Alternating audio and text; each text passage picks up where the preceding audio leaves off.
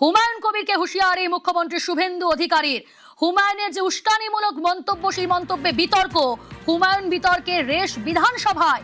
হুমায়ুনের বক্তব্য ক্ষতিকারক বললেন মুখ্যমন্ত্রী Suvendu Adhikari. Enough is enough বললেন মুখ্যমন্ত্রী। সময় এসেছে সবক শেখানোর, বিবৃতি মুখ্যমন্ত্রী শুভেন্দু অধিকারীর।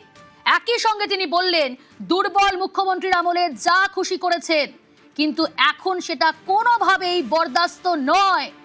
হুমায়ুন কবিরের বিরুদ্ধে দুটি এফআইআর আপনাদের মনে করাবো। 2026 সালের জুন মাসে একেবারে শেষ সপ্তাহে মুর্শিদাবাদের রেজিনগরের একটি জনসভায় হুমায়ুন কবির উস্কানিমূলক মন্তব্য করেন। সেই মন্তব্য বিতর্কিত। এই মন্তব্যের পরিপ্রেক্ষিতেই আজ মুখ্যমন্ত্রী শুভেন্দু অধিকারী বিধানসভায় বিবৃতি দেন। একেবারে কড়া হুঁশিয়ারি হুমায়ুন কবিরকে মুখ্যমন্ত্রীর। তিনি বললেন, হুমায়ুনের বিতর্কের রেশ বিধানসভা এবং হুমায়ুনের বক্তব্য ক্ষতিকারক। এনাফ ইজ এনাফ, সময় এসেছে সবক শেখানোর। দুর্বল মুখ্যমন্ত্রীর আমলে যা খুশি করেছেন আর বরদাস্ত নয়। একেবারে সরাসরি সতর্ক করে দিলেন মুখ্যমন্ত্রী শুভেন্দু অধিকারী। বিধানসভায় বিবৃতি দিলেন তিনি হুমায়ুন কবিরকে নিয়ে। আবির রয়েছে আমার সঙ্গে। আবির, মুখ্যমন্ত্রী তার বিবৃতিতে হুমায়ুন কবিরের বিরুদ্ধে সুনির্দিষ্ট কি কি আইনি ব্যবস্থার কথা বললেন? দুটো থানাকে ইতিমধ্যে এফআইআর করা হয়েছে এবং তার ভিত্তিতে ব্যবস্থা গ্রহণ হবে।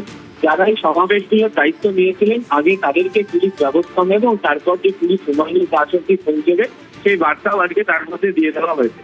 দ্বিতীয়ত তিনি উল্লেখ করেছেন যে তিনি আগামী এক সপ্তাহের মধ্যে মুর্শিদাবাদ তিনি লিখে ফেলেছেন এবং তিনি আজকে জানিয়েছেন যে আইন শেষ কথা বলবে, তাই সতর্ক করে দেওয়া হচ্ছে। এমন কথা বলার আগে যেন 25 বার ধরে ভাবা হয় এবং যারা সমাবেশ করেছে আগে তাদের বিরুদ্ধে ব্যবস্থা হচ্ছে এবং তারপরে পুলিশ তার কাছে পৌঁছবে। এবং একই সঙ্গে তিনি উল্লেখ করেছেন যে এই সরকার গুন্ডাদের শাসন সম্পূর্ণভাবে সমাপ্ত করবে। কেন তিনি এই ধরনের মন্তব্য করেছেন তার কারণটা একটা করতে গিয়ে তিনি উল্লেখ করেছেন যে খড়গপুর নওদার মতো যে জায়গা, সেখানে পঞ্চায়েত ভেঙে দিয়ে সেটাকে হুমায়ুন কবির তিনি নিজের দিকে টেনে আনার চেষ্টা করছিলেন, সেখানে বাধা হয়েছে। দ্বিতীয়ত তিনি উল্লেখ করেছেন সেটা হচ্ছে যে তিনি দুটো আসন থেকে জয়লাভ করেছিলেন। নিয়ম অনুযায়ী একটি আসন থেকে তিনি ইস্তফা দিয়েছেন, সেখানে উপনির্বাচন হবে। সেই উপনির্বাচনে তিনি তার ছেলেকে জেতাতে চান, সেই কারণে তিনি সংখ্যালঘু ভোটকে একত্রিত করতে চাইছেন।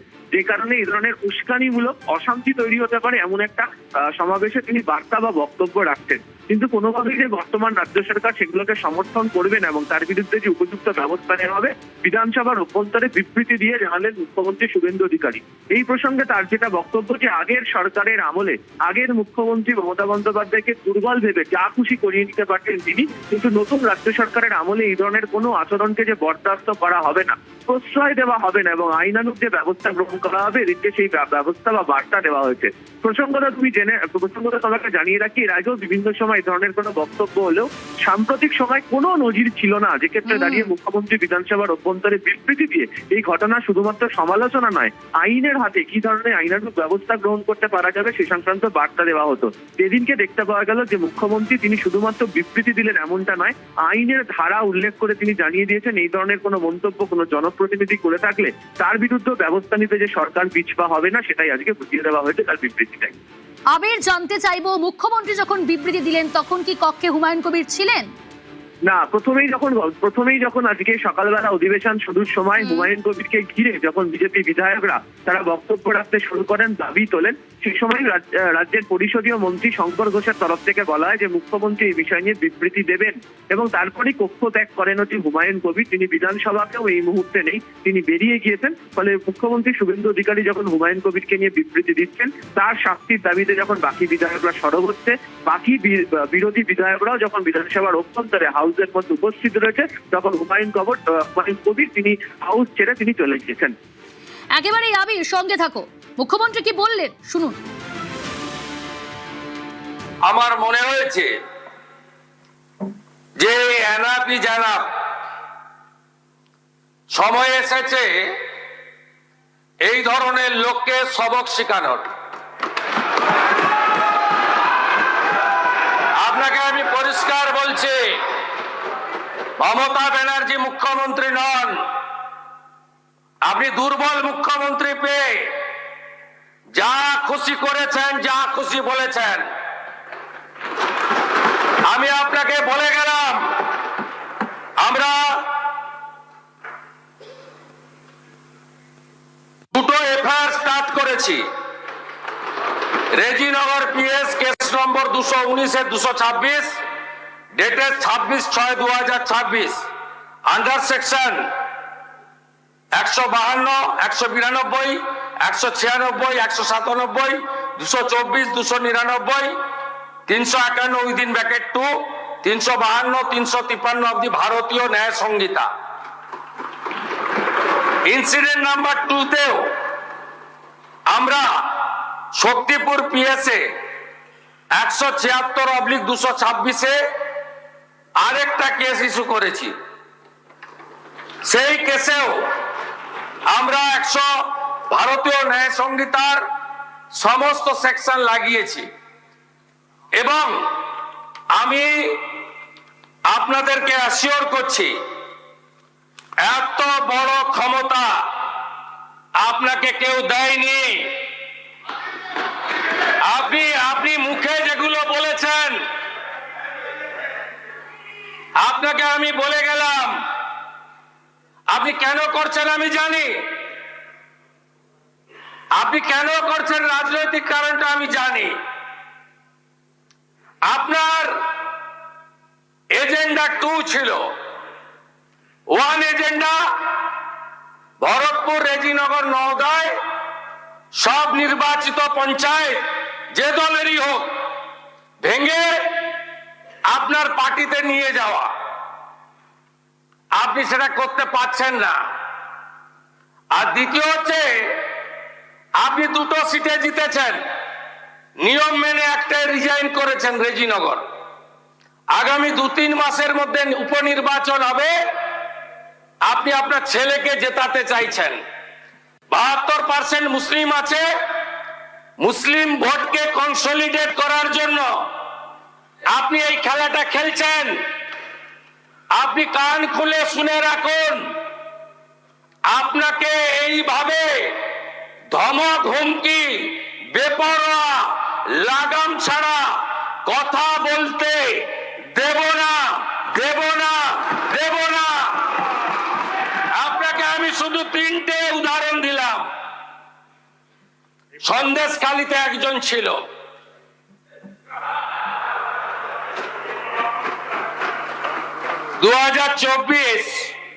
পয়লা জানুয়ারি বলেছিল তৎকালীন বিরোধী দলনেতা এলে তার হাত কেটে পায়ে, পা কেটে হাতে লাগাবে আর চামড়া ছাড়িয়ে মেদিনীপুরে পাঠিয়ে দেবে।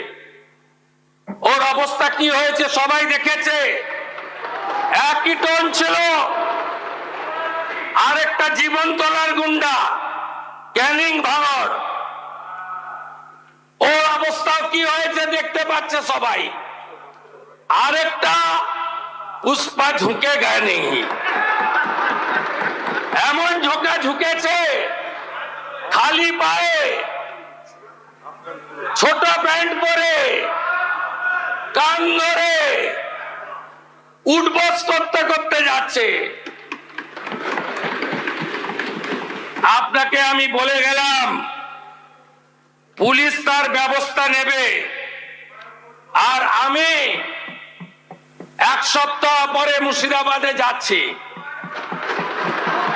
আমি প্রমাণ করে দেব ভারতবর্ষের সংবিধান, আইন শেষ কথা বলে, কোন বাপের আবাদ শেষ কথা বলে না।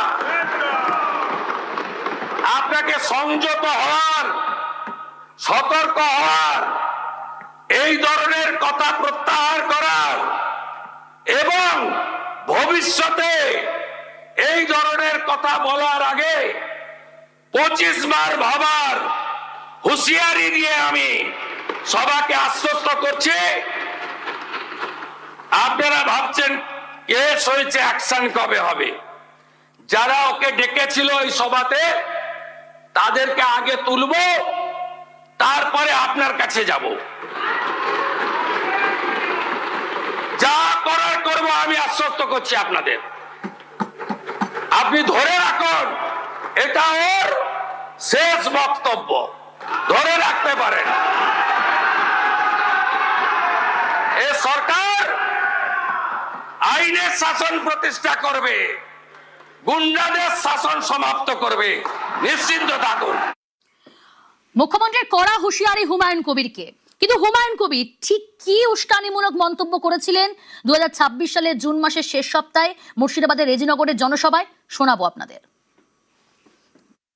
আমি যেদিন ময়দানে মুসলমানদের নিয়ে নেমে যাব না, সেদিন এমন ছাতা ভাঙা মাছ শুরু করব যে আপনাদের পতাকা বহন করার লোক থাকবে না। কেস ওরকম কেস আমাদের বহুবার জেল খাটা আছে। ক হাজার লোককে আপনি বহরমপুর সেন্ট্রাল জেলের যে আয়তন, তাতে 4700-র বেশি 4800 লোক ধরে না। লাখ লাখ লোককে রাস্তায় নিয়ে নামাবো আর ছাতা ভাঙা মাছ দেবো আর জেলে যাব।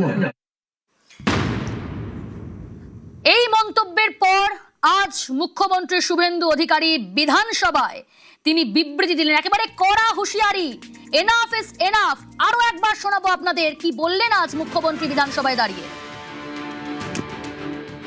আমার মনে হয়েছে যে এনাফ ইজ এনাফ, সময় এসেছে এই ধরনের লোককে সবক শেখানোর। আপনাকে আমি পরিষ্কার বলছি, মমতা ব্যানার্জি মুখ্যমন্ত্রী নন। আপনি দুর্বল মুখ্যমন্ত্রী পেয়ে যা খুশি করেছেন, যা খুশি বলেছেন। আমি আপনাকে বলে গেলাম, আমরা দুটো এফআইআর স্টার্ট করেছি। Rejinagar PS case number 219/226, dated 26/6/2026, under section 152, 192, 196, 197, 224, 299, 351 within bracket 2, 352, 353 of the ভারতীয় ন্যায় সংহিতা। ইনসিডেন্ট নাম্বার 2তেও আমরা শক্তিপুর পিএসএ 176/226-এ আরেকটা কেস ইস্যু করেছি। সেই কেসেও আমরা ভারতীয় ন্যায় সংহিতার সমস্ত সেকশন লাগিয়েছি। এবং আমি আপনাদেরকে অ্যাসিওর করছি, এত বড় ক্ষমতা আপনাকে কেউ দেয়নি। আপনি মুখে যেগুলো বলেছেন,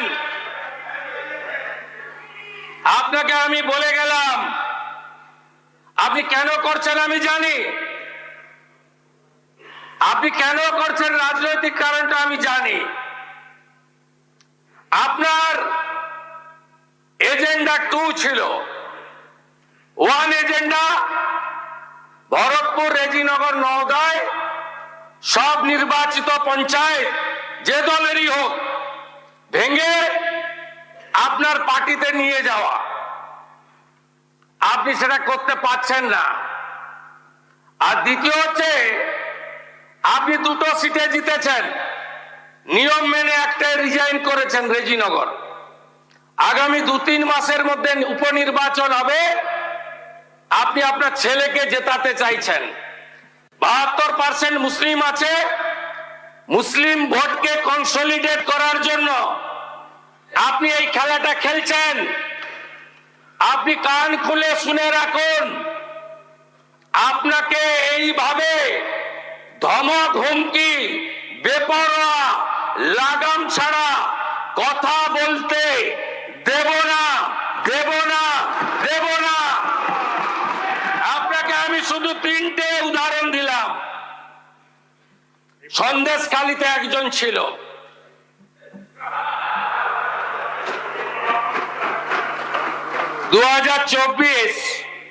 পয়লা জানুয়ারি বলেছিল তৎকালীন বিরোধী দলনেতা এলে তার হাত কেটে পায়ে, পা কেটে হাতে লাগাবে আর চামড়া ছাড়িয়ে মেদিনীপুরে পাঠিয়ে দেবে।